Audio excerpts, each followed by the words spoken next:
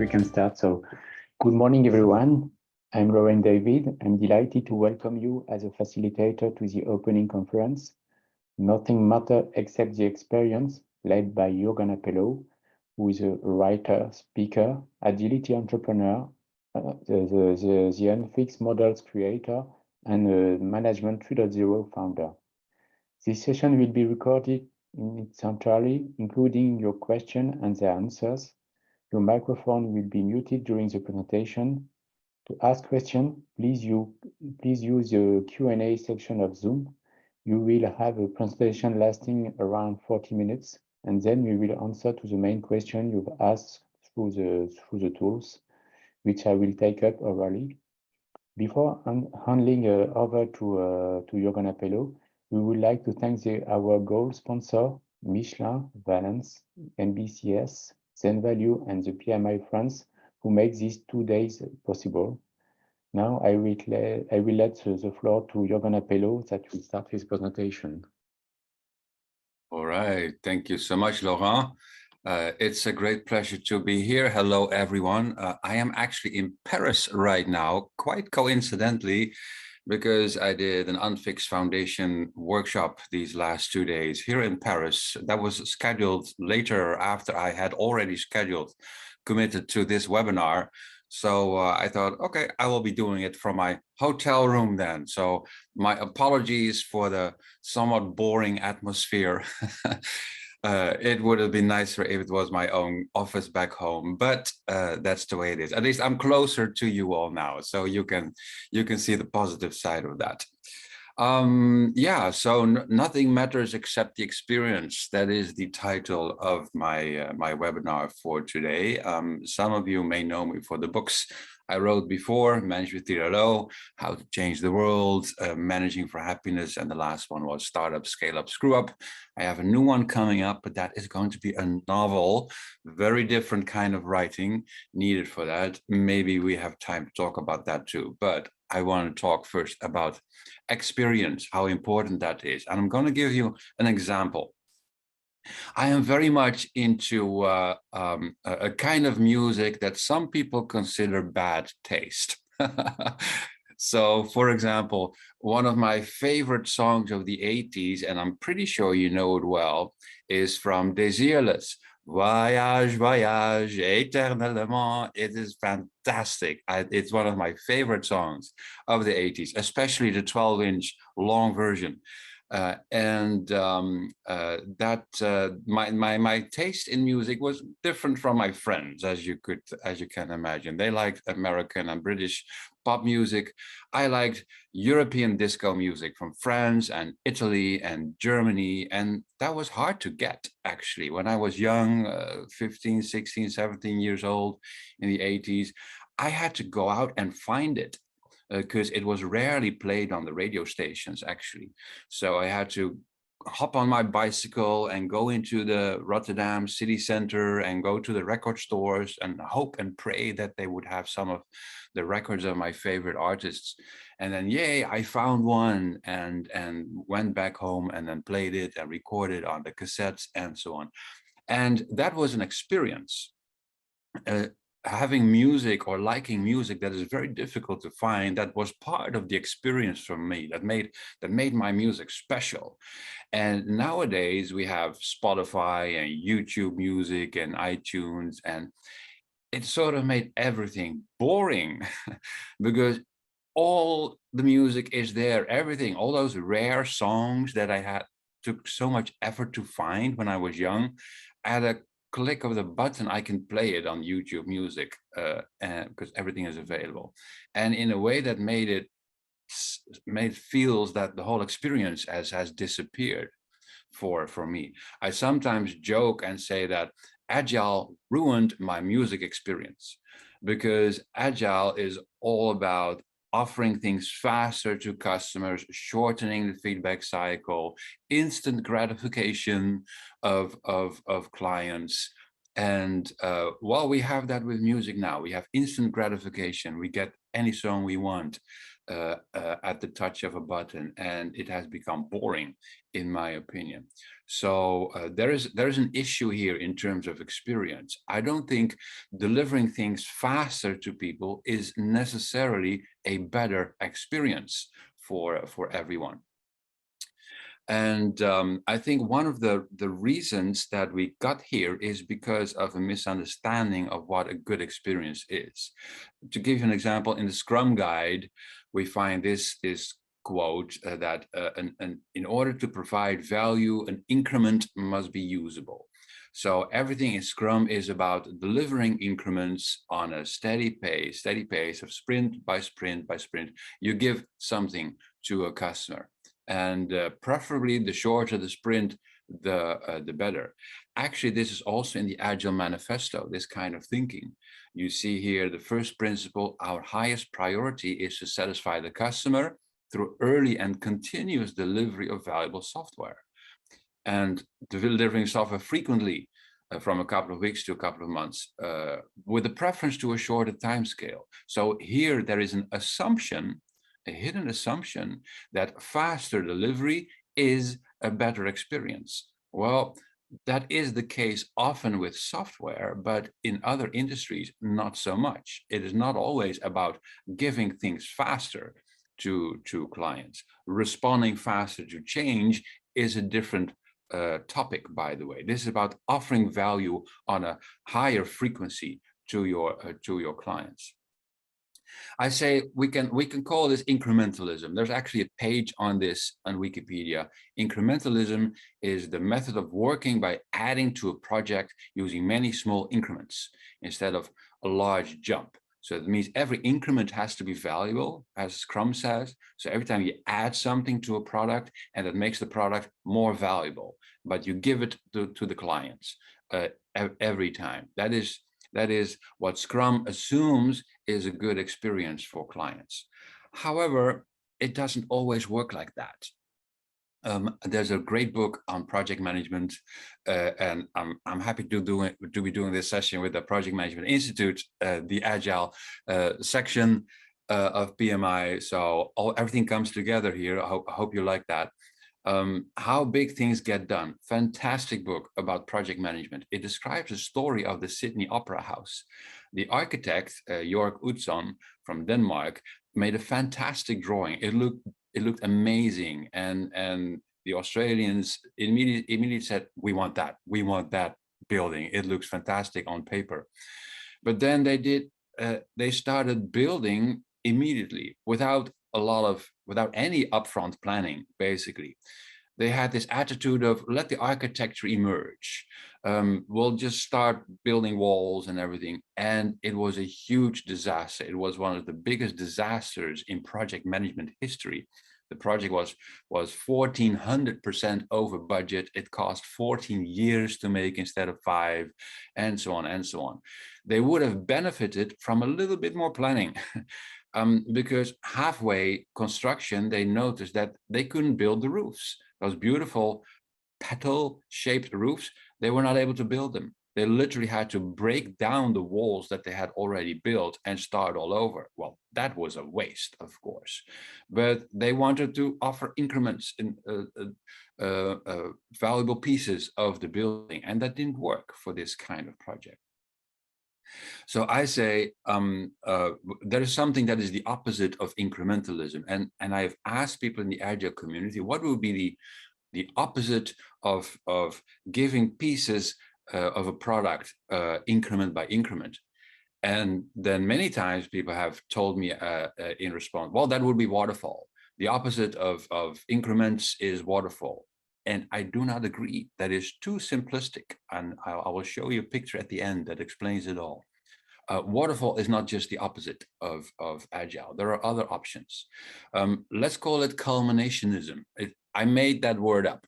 I admit, I made it up because I could not find a good word in the dictionary. But culmination is something that is a big launch or a final conclusion, like shooting a rocket in space. Well, that takes quite a bit of planning to do something like that. Or the release of a new movie, that is a culmination of work that has been in progress for several years before the release in the cinema of June 2 or whatever. They worked on that for years to the culmination of that release. The June movie was not released in increments of 5 minutes.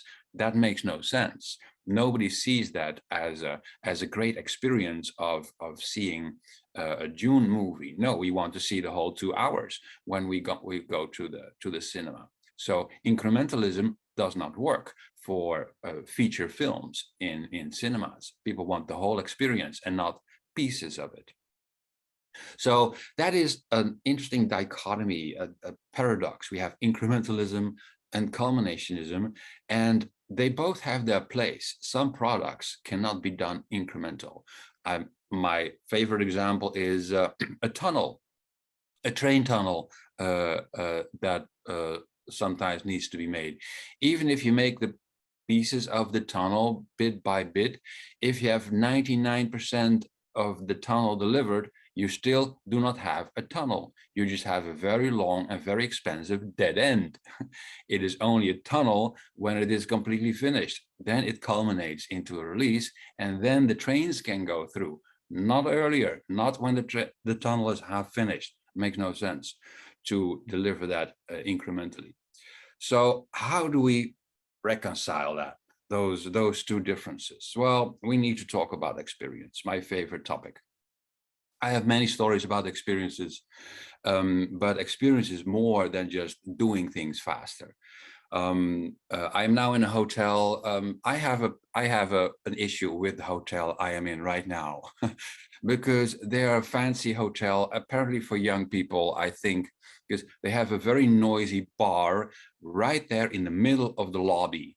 And I'm a kind of person who, at the end of the day, would like to go to the lobby and read a book or do a bit of work or something. I don't want to sit in my hotel room, so I go to the lobby for a bit of relaxation. I cannot relax when there's a dance party going on 10 meters away from me in the lobby. I think that's a bad experience. So and that has nothing to do with delivering things faster or whatsoever. You need to understand what for your target audience, because maybe I am not the target audience for this hotel. Let's be honest, I'm nearly 55 years old. Maybe I should be in other hotels for elderly people. It's very possible that this hotel is not just for me, it's for a different target audience. That could be. You need to figure out what is the experience that your audience needs. And I love this quote by Clayton Christensen: new products succeed not because of the features and functionality they offer, but because of the experiences they enable. And here's one of the people who popularized the concept of the job to be done. That is a statement of what the customer is trying to achieve in a given situation. And what I am trying to achieve in a hotel is some relaxation and peace of mind, and get a bit of work done in the evening, work on my book or something. I cannot do that with a noisy bar right next to me. So the job to be done is a simple statement of what to achieve. Nice example is Netflix. We compete with everything you do to relax. That is what Reed Hastings said of the CEO of Netflix, I mean. So that's the job to be done. Relax. That is the job of Netflix. They compete with video games, he said. They compete with drinking a bottle of wine. I think you can combine drinking a bottle of wine with watching Netflix. I'm not sure, but I think you can. And they compete with video networks and board games, because all those products have as their goal to help you relax. That is the job of the Netflix product. That's different from the value proposition. The value proposition is they have lots of movies and TV series on the Netflix platform. That is the value that they offer. But their job is help you relax. And Steve Jobs was very good at that. He has many quotes on this. One of them is that you have to start with the customer experience and then work your way backward to the technology. You cannot start with technology and then figure out how you're going to sell it. And he has done that a few times, he said, and he made that mistake more than anyone else. And he learned from that. There are some templates and canvases, of course, that can help you. There's the value proposition canvas from Alexander Osterwalder and his colleagues, who also made the business model canvas, but it shows you the value proposition. It does not show you the job, the feeling that your product is supposed to achieve. There is the vision board by Roman Pichler, who does a lot in product management. He has a vision statement and the needs of the product and the target group and so on, and the value that it offers, but does not actually specify the feeling or the job explicitly. There is a job to be done canvas from the jobs to be done movement. This one actually mentions the emotional aspirations and the life-changing aspirations and the social aspirations. That is useful to see your product from that angle. What would you like to achieve with it emotionally or socially with your product? That is different from value proposition. That is the impact it has on a human being. So as part of the unfixed model, I will show you at the end a bit more about that. But as part of the unfixed model, we have lots of patterns organized in sets. And one of the sets is the vision of experience, with persona, pain, value proposition, context, gain, and feeling. Feeling is, I think, an important thing to think about. One company that is also good at this is a company called Haier. I have been there quite a while ago in China. Was 10, 11 years ago. And this company is the largest manufacturer of household appliances in the world. They are called the world's most creatively managed company. And I managed Mr. Zhang, who also wrote the the forward for the Chinese translation of Management 3.0. I was very proud of that. And I went out to do a workshop. And I learned that this company has reorganized itself into 3,000 autonomous units, 3,000 micro enterprises, they call them. It's like a big network of startups and scale-ups that operate under one brand. And that makes them very fast to respond to changes and opportunities. One example that I recently read in a book about Haier was that they got complaints or problems reported from the rural parts of China about laundry machines, because Haier makes lots of machines for kitchens and households and so on, including laundry machines. And when they started investigating the problems, they found out that farmers were washing their potatoes in laundry machines. Now, that sounds a bit stupid. Why would you wash your vegetables in a washing machine? Well, it turned out when they talked with farmers that if your vegetables are clean, if your potatoes are clean, you can sell them for a higher price on the local market. So of course, farmers wanted clean potatoes. They could charge more to customers, and washing them by hand was a lot of work. They had a machine that washed clothes. Why not potatoes? Well, the laundry machines, they broke down because of the vegetables, but one of the micro enterprises at Haier saw this as an opportunity. Let's respond fast to this. And they modified an existing laundry machine to make it better capable of dealing with vegetables, and they launched it as a prototype, and it was a big success in the rural parts of China among farmers. So this is looking at what people are doing, observing them, and then understanding what is the experience that they need. Farmers want to be seen as producers of quality vegetables, and having them washed and cleaned is part of that experience of helping clients feel that they are competent. I am a competent farmer. I am a high quality farmer. My potatoes are clean. So I need a device to do that. As I said, they are the world's largest home appliance brand. They are now 4,000 or even more autonomous units. And Mr. Zhang is famous for saying that that it is all about upgrading user experiences. He says traditional brands focus on products. We focus on user experiences. And I have noticed exactly the same thing. I've been saying it for 2 years. The Agile community has a focus on product backlogs, product owners, product managers, product roadmaps, product. But customers don't care about products. Customers care about their experiences. What is it that your product can do for me, for my experience?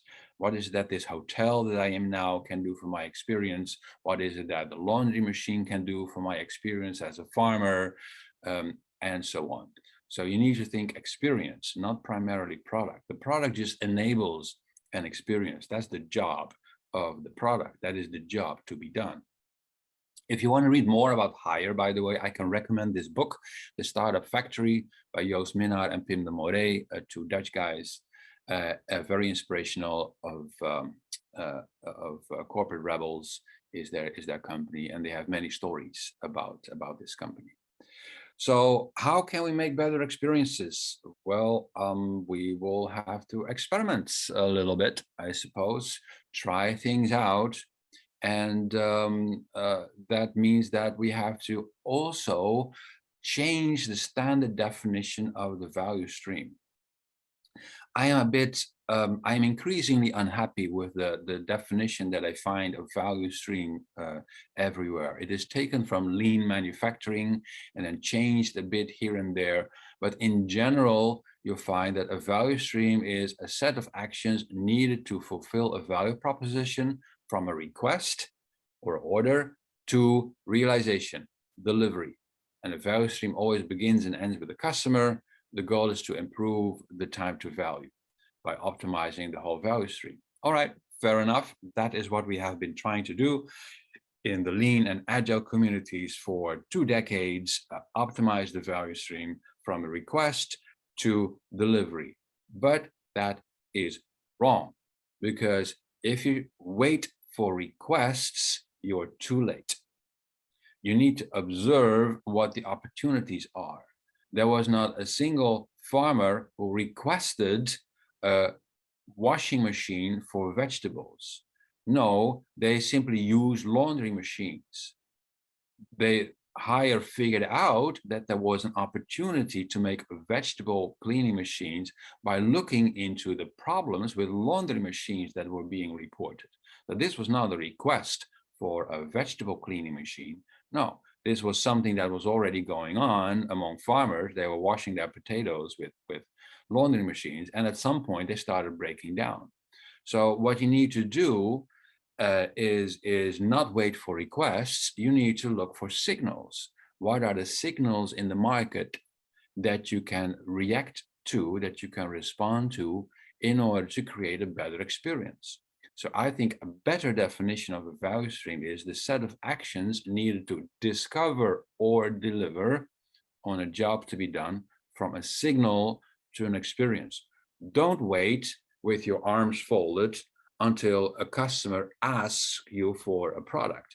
This is what value stream originally meant when people ordered a car, a Toyota, and then it had to be produced as fast as possible with lean manufacturing.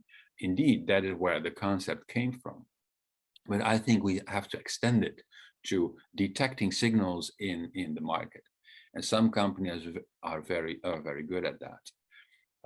Amazon, Jeff Bezos has this great quote: to invent, you have to experiment. And if you know in advance that something is going to work, it is not an experiment. Most organizations embrace the idea of invention, but they're not willing to suffer the string of failed experiments necessary to get there. And I completely agree with that. This book by the latest book by Alexander Osterwalder, by the way, The Invincible Company, great book, by the way, is makes a distinction between 2 kinds of experiments. They say to explore ideas, to run experiments in a systematic way, you have two iterative loops. One is shaping ideas with business design, and the other is reducing risk with testing. And I thought, hey, that sounds a bit similar to the four words that they use in design thinking, where improving improving the business design, that was the first one, shaping ideas with business design. That is about the desirability and the usability of the product. You can say this is what minimal marketable features are about. What is the smallest thing that we can do to improve the user experience? Can we test that it is desirable, and can we test that it is usable? That's one kind of experiment we can be running. The other kind of experiment is the riskiest assumption test. This connects with the feasibility and the viability of the idea. Are we able to actually make this product? And is it viable as a business? Will it help us survive as a company? Can we charge money for it? So this is about reducing risk. That's the second kind of experiment. So we have minimal marketable features, and we have a risky assumption test as two categories of experiments to run. And this area is the area where they failed with the Sydney Opera House, because they did not run risky assumption tests during the building of the Sydney Opera House. They just started and assumed that they would be able to make those roofs, but ultimately it turned out that they couldn't. And then they had to start all over again. Very, very costly approach. So I've thought about this, and I thought we need another axis in the diagram. It is not only about incrementalism versus culminationism. There is something else going on. One book that I loved a couple of years ago was about Pixar Animation Studios, Creativity Inc. They described the movie making process of an animated movie. And they said in the beginning, the biggest risk for a movie, like an animated movie, is that you make a story that nobody likes. That is the biggest risk. So in order to reduce that risk, you have to relentlessly test the story. Don't start animating. That is easy compared to the story. So postpone that to later. The first experiments, all the first iterations have to be about testing the story. They said it takes 2 years to solidify the story beats by relentlessly testing them as if you're tempering steel. And they do that by literally acting out the story with each other in the offices at Pixar. They make storyboards on paper, hand-drawn, and so on, because that's much cheaper than using rendering farms, etc. Until they know this story is great. Now it is worth moving to the next stage and start working on the computers with modeling and so on.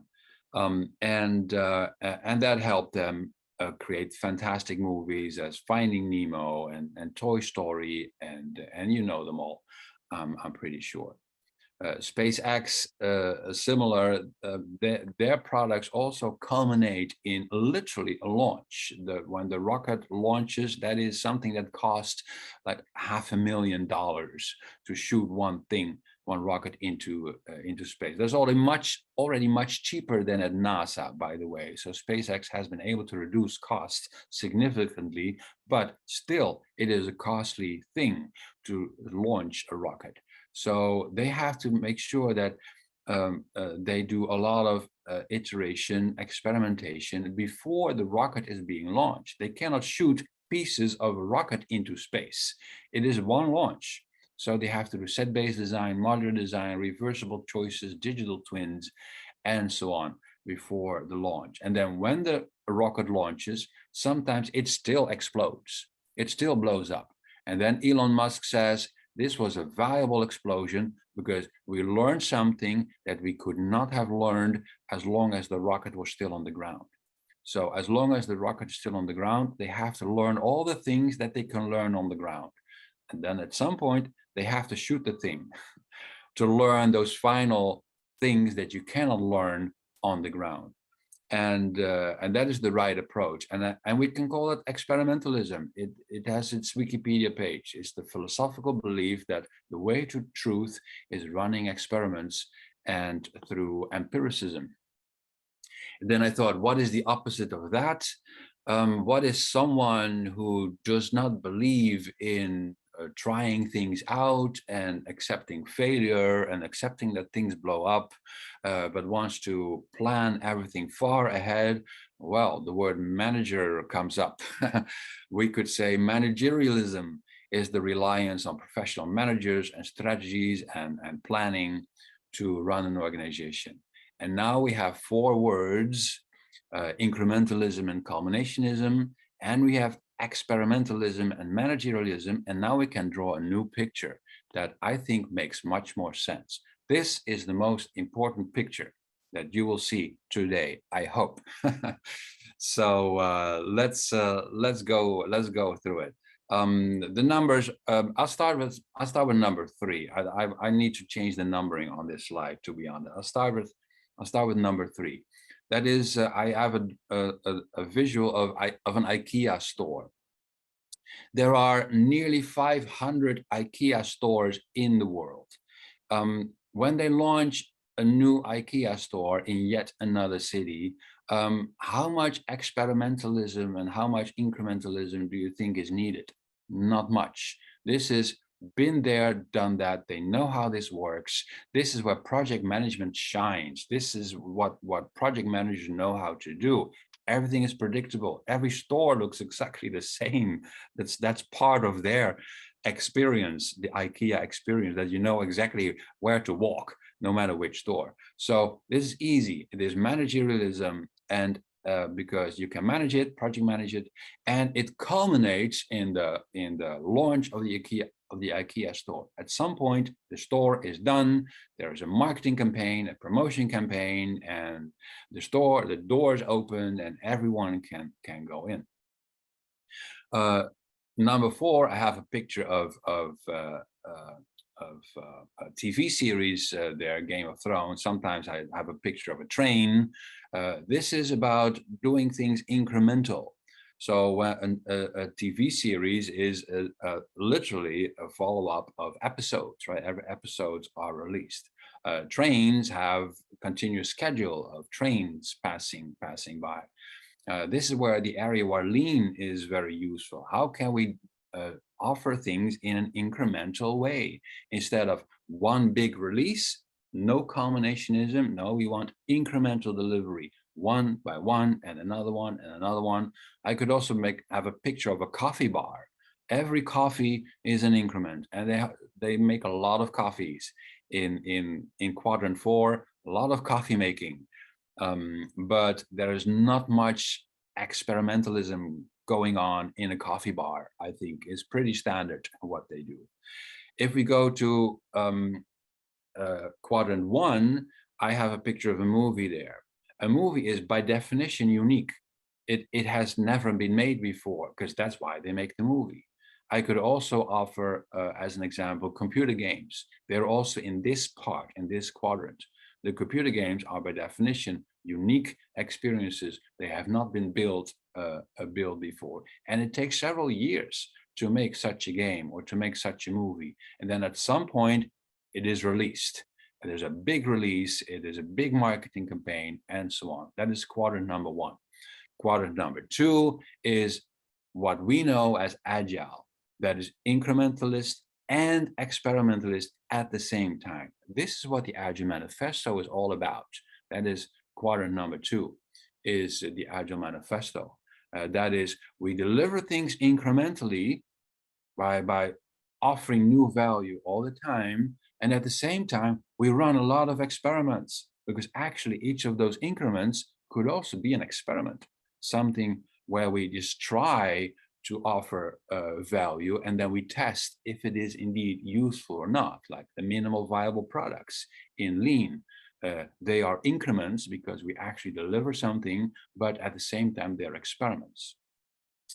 And with this picture, I think I have a much better visual of the diversity of projects around the world, because not everything is in quadrant 2. Not everything is pure hard agile, as I sometimes call it. It is perfectly fine to be in quadrant number 1, where you are with movies and computer games that must have a single release, because that is part of the experience. I am not interested in June 3 because it looks like June number 3 will be made. I don't want to see it as increments of 5 minutes. That is a bad experience. I want to see it as one movie of 2 hours, and I will have my popcorn and M&Ms and bottle of Coca-Cola, and I will enjoy that experience for 2 hours. That is fine, that kind of product. So don't tell the people who are in quadrant 1 that they're not agile. Of course they can be agile. They are very experimentalist. Pixar animated studios is very agile in their approach. But what they do not do is increments, because increments make no sense for an animated feature film. But they do a lot of experimentation. So we can call that soft agile, perhaps, where hard agile is in quadrant number 2. Soft agile is in quadrant number 1, where you only do experimentation, but not increments. And there's also soft agile in quadrant number 4, where you only do increments, but you don't do experiments, but you are going fast with a lot of increments. So hard agile in quadrant 2, soft agile in quadrant 1 and 4. And then we have not agile in quadrant 3. The IKEA example, that is not agile at all, and they don't have to be, because they know how to build a store like that. I think this is a good picture to explain to customers the different flavors of agility, and then they will better understand what would apply to them. So maybe this is revolutionary for you. Now we get rid of that false dichotomy of either you're agile or you're not agile. No, that is too simplistic. But there's hard agile and soft agile and not agile. So maybe that, I think that is a better story to have with clients. And of course, if they're able to move from soft agile to hard agile, thumbs up. Why not? You can try, but it is not for all products. Some games indeed some game studios have moved from soft agile to hard by releasing their games with a continuous delivery, but most are perfectly happy with single launches, and they do all their iteration with their own beta testers and their own employees inside until launch day. I talked about observation a bit earlier. I sometimes say, I don't care about your products, I care about my experience. I find that very important. I have many stories about that, if you're interested. I have case studies on the Unfix website. This is a nice one of a Cool Blue, which is the second largest web store in the Netherlands. I did a case study about the company, and what I noted is that the pink part, the business analysts, the business owners, the customer journey experts, they care about the customer experience. That is different from product owners. So that is a different job actually at a company like this, to do customer journey mapping and understand the data from clients and so on. So last 1 minute, if I may, Laura. One thing that I noted that I picked up from Elon Musk is that you have to accelerate your time to innovation. It is not just about releasing products faster. No, it is about making innovation itself faster.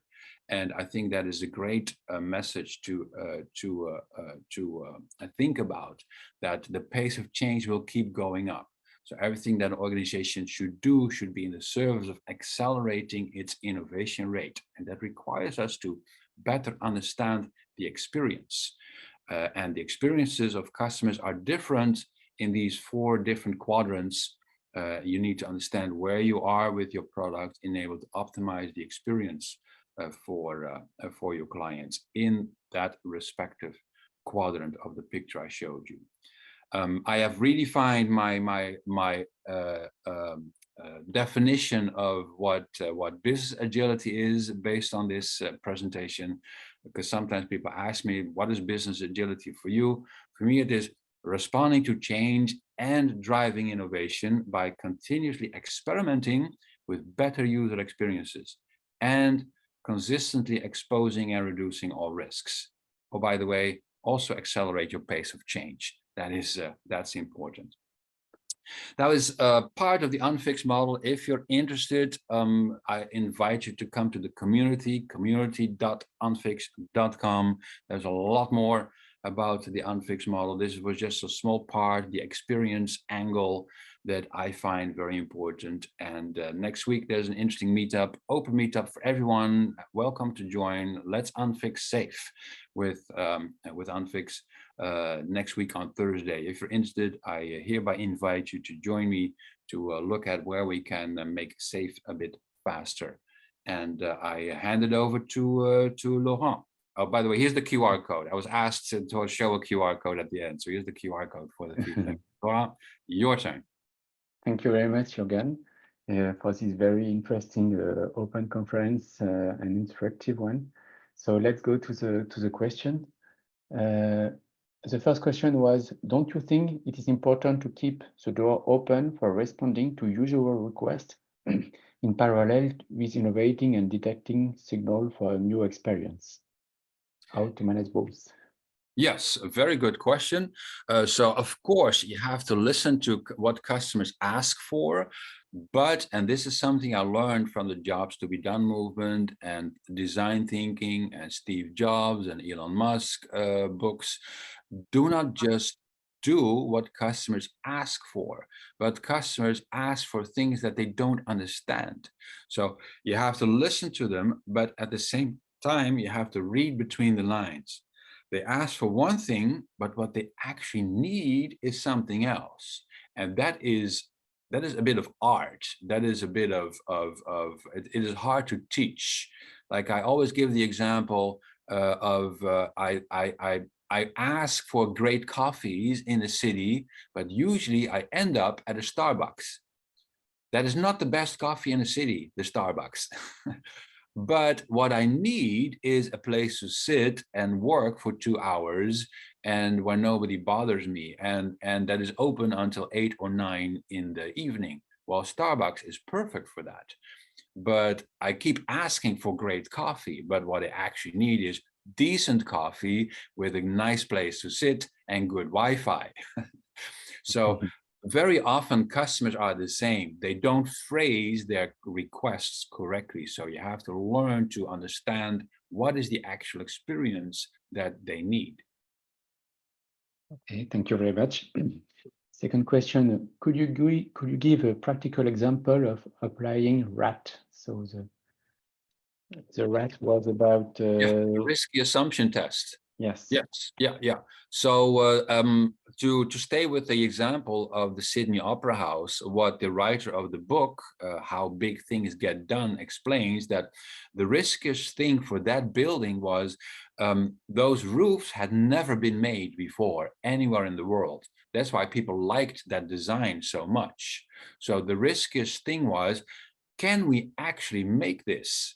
Because it looks simple on a sketch, on a piece of paper, but for construction companies, it's going to be incredibly difficult. So that is very, very risky.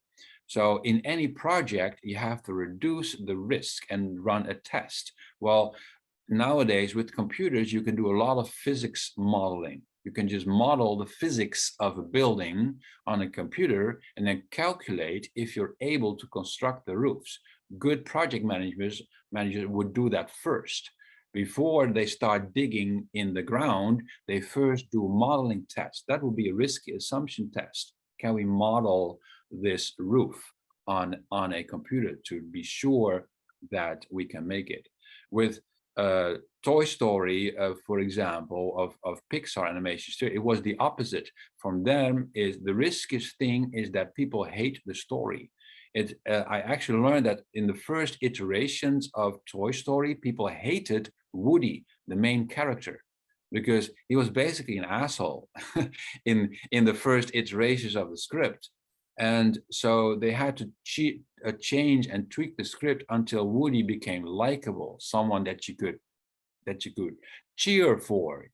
And then and that is a human thing, storytelling. So they had to reduce the risk of the script not working before they went to the computers to do the modeling of the characters, because that is easy compared to writing a story that people like. So those are risky assumption tests. So a comment, so doing POC is kind of rat activity? I'm sorry, Rohan. Sorry. Doing a POC, a proof of concept.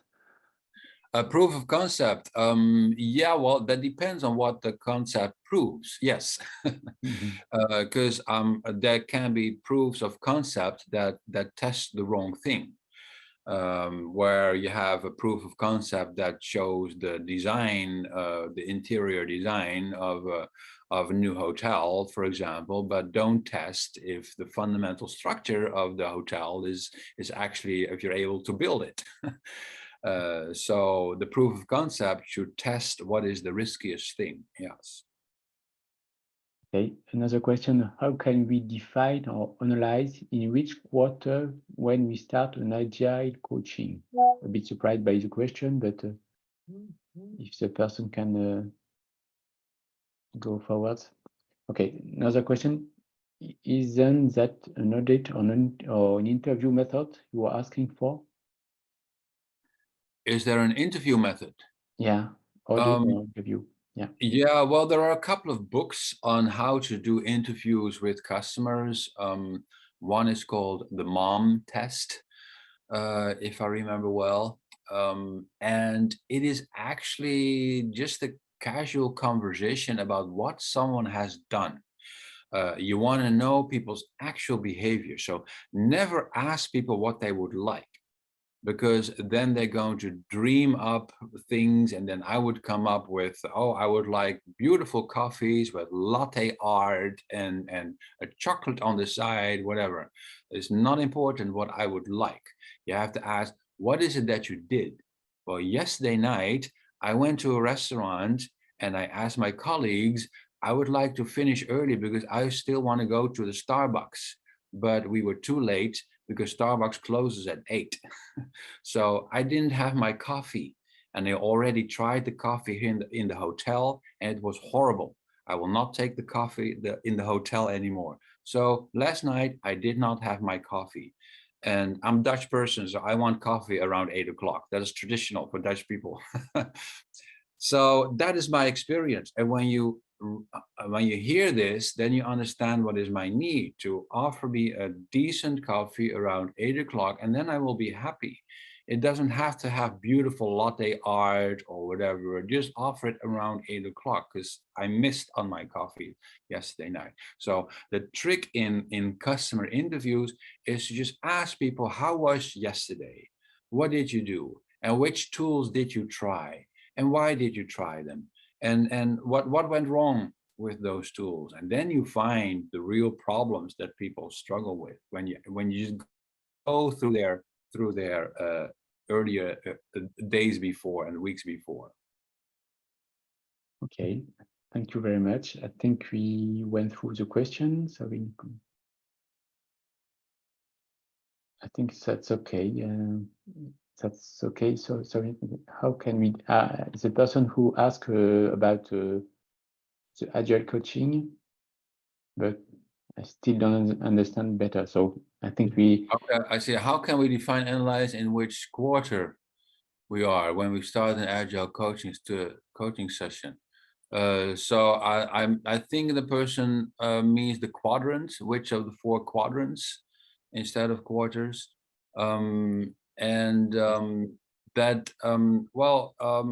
You need to think of the experience. What is a great experience? A good experience in a coffee bar is when I order a coffee, I don't want to wait for 20 minutes to get my coffee. I would like it within a couple of minutes. and then it should be a similar quality as everyone else in the previous months and years who had a coffee. There's nothing special about making a decent cup of coffee. That is typically in that quadrant where you have to be fast with delivery, but experimentation is not interesting, is not relevant. That was quadrant 2, I believe. But with the movie, for example, I look forward to June 3 because I like June 1 and 2. What do I want from June 3? Oh, well, it has to be spectacular and unlike any movie I've ever seen before. And I don't want it to be like Star Wars, because this is science fiction for adults, as I sometimes say. And so yeah, that's a very different kind of product. So the experience is very different. I'm going to look forward to it. I don't even mind having to wait a few months extra because June 2 was delayed by a couple of months. I don't care, because it is not about the speed of releasing the movie. I would say I don't mind, even if you want take a year longer, I don't care. But when it comes out, it has to be fantastic. I want to give it a 9 rating on the IMDb app. So that is a very different kind of experience for that kind of product. And that is how your coaching then should approach it. Like, okay, what can we do now that we know that your product culminates in one release, because that's going to be a great experience for the customer, that they will actually have to wait for it. Then what can we do to iterate and experiment all the time until the release date to optimize the chance that it's going to be a great success? There's a very different coaching than you need in a coffee bar, I'm sure. Mm-hmm. Okay, that's great. Thank you very much. I think we go through main questions. So thank you, Jurgen, for this presentation. Thank you too. And we will provide you the different questions we get. And thank you all. And thanks. We can go now to the next session that will start in a few minutes. Thank you very much. Thanks everyone for joining. Hope to see you at Unfixed Community. Bye-bye.